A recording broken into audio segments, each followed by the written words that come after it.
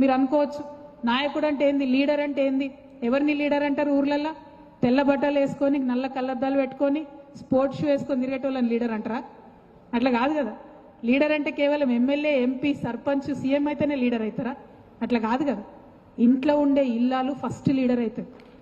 ఇంట్లో ఉండే ఇల్లాలు పొద్దున్న లేస్తే భర్తకేం కావాలి, పిల్లలకేం కావాలి, ఎవరికేం కావాలి అన్నీ కూడా ఆలోచించి డిజైన్ చేసి వాటిని టైమ్లీ ఎగ్జిక్యూషన్. ఇవి కంపెనీ భాషలో చెప్తే స్టైల్గా ఇట్లా చెప్తారు. కానీ అమ్మ ఏం చేస్తుంది, పిల్లాడు స్కూల్కి పోతుందంటే వాడు పోయే లోపలనే టిఫిన్ డబ్బా కట్టాలి, వానికి ఇంట్లో పాలు తాగిపోయాలి, పంపించాలి. భర్త లేచే లోపలే అన్ని చేయాలి, పంపించాలి. మళ్ళీ ఆమె పని చేసేది ఉంటే ఆమె పనికి పోయేటప్పుడు సర్ది కట్టుకొని పోవాలి. అన్ని టైమ్లీ ఎగ్జిక్యూషన్ అయితే ఏ ఒక్కటి మిస్ కాదు. ఇల్లాలకి 2 రోజులు జ్వరం వస్తే తెలుస్తుంది ఇంటోళ్ళ సంగతి. మొత్తం డిస్రప్షన్ అయిపోతుంది, ఆగమాగం ఉంటుంది ఇంటి పరిస్థితి.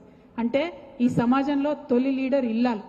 ఆ ఇల్లాలు ఉంటే లీడర్ అంటే ఎవరో ఆకాశంలోకి వెళ్ళి ఊడి పడరు. తల్లి గర్భంలోకి వెళ్ళి ఎవరు కూడా నాయకత్వ లక్షణాలతో పుట్టరు. అందరూ సామాన్య శిశువుగానే పుడతారు. కానీ నేర్చుకుంటూ మార్చుకుంటూ ముందుకెళ్లేవాడే నాయకుడు అవుతాడు తప్పితే మూస పద్ధతిలో కొనసాగేవాడు నాయకుడు కాడు. వాడి వల్ల 10 మందికి ఉపయోగం కూడా ఉండదు.